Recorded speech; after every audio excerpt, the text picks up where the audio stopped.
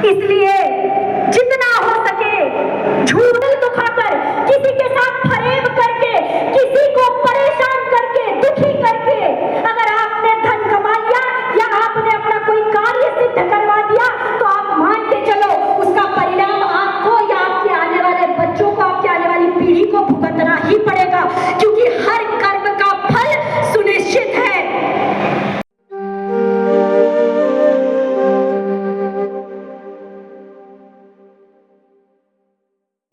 लेकिन सांसद हैं, मुख्यमंत्री हैं, अजय अवस्थी हो, राष्ट्रीय महासचिव हो या कोई भी हो, इससे आदिशक्ति जगदम्बा के चरणों में कोई फर्क नहीं पड़ सकता। अगर उनकी इच्छा नहीं है तो आप यहाँ खड़े होकर क्या वापस चले जाओगे, और अगर उनकी इच्छा है तो आप 1000 किलोमीटर से दूर भी रहोगे तो चल के हवाई जहाज पकड़ के यहाँ के बैठ जाओगे। बोलो जवान की जय हो। एक दूसरी छवि आपने देखी, परम योगीराज श्री सत्यपति महाराज गुरु जी, वो स्वयं सच्चिदानंद के अवतार हैं, एक ऋषि हैं, और एक ऋषि की चेतना का प्रवाह होता है कि इतने सारे लोग वो कभी बेंगलोर नहीं आए और पता नहीं वो भविष्य में कभी आएंगे भी नहीं।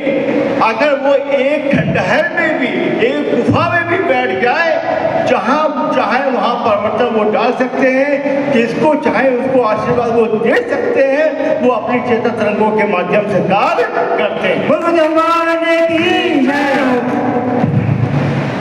गुरु जी यहाँ कभी नहीं आए, आप लोगों को उन्होंने इस पैनल में बुला लिया, आपके मन में कोई विचार किसी के माध्यम से कार्ड पहुँचा, निमंत्रण पहुँचा, व्हाट्सएप किया, फोन किया, कोई विचार आया, लेकिन उनकी चेतना तरंगों ने उन लोगों को पकड़ लिया जिन जिन लोगों को यहाँ पे बुलाना होता है। वो एक ऋषि के कार्य करने का तरीका होता है। माता आदिशक्ति जगदम्बा से मेरी बीमारी ठीक कर दो, मेरे कान में दर्द हो रहा है, माता रानी ठीक कर दो।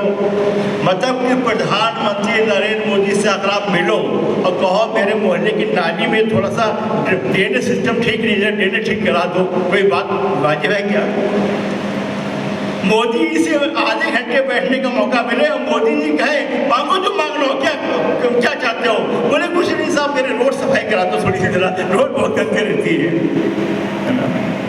आदिशक्ति से गुरु जी ने कहा है, और बिल्कुल सत्य, ये पूर्ण गुरु होने का यही आशीर्वाद है कि ज्ञान मिल गया कि अगर आदिशक्ति जगदम्बा से मांगना है तो भक्ति, ज्ञान और आत्मशक्ति का वरदान मांग लेना चाहिए।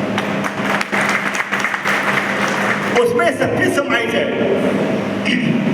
ज्ञान में इतनी ताकत है कि ज्ञान, त्रेता युग में सबसे बड़ा ज्ञानी रावण, उसने अपने ज्ञान के बल पर भगवान शिव को प्रसन्न करके और आशीर्वाद दे दिया। ज्ञान उससे बड़ा ज्ञानी नहीं था।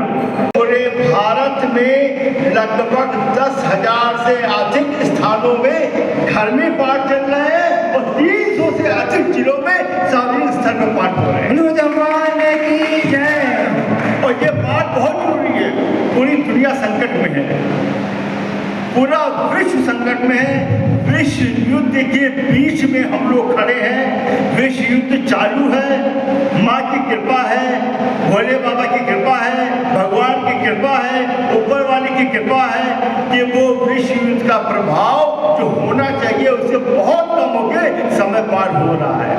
वो सन 2028, 29, 30, मुझे डेट नहीं पता, लेकिन ये युद्ध लंबा चलने वाला है और हम कुछ नहीं कर सकते हैं। ना हम ईरान के लिए भी कुछ कर सकते हैं, ना इजराइल के कर सकते हैं, ना अमेरिका, ना रशिया, ना पाकिस्तान, किसी भी कुछ नहीं कर सकते। लेकिन हम लोग आदिशक्ति जगदम्बा के चरणों में ये प्रार्थना जो कर सकते हैं, माँ आशीर्वाद दो कि शांति कायम हो जाए पूरी दुनिया में, पूरी दुनिया के लोगों को समझ में आ जाए, युद्ध छोड़कर वो शांति के रास्ते पे चल सके।